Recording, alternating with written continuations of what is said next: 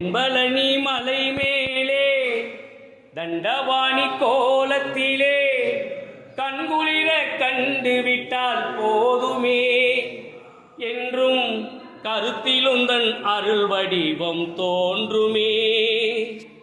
ஆடி வரும் மயில் மேலே அமர்ந்து வரும் பேரழகே, நாடி உன்னை சரணடைந்தேன் கந்தையா.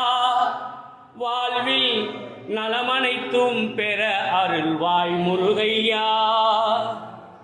உள்ளத்திலே நீ இருக்க, உன்னை நம்பி நான் இருக்க, வெள்ளிமலையான் மகனே வேலையா.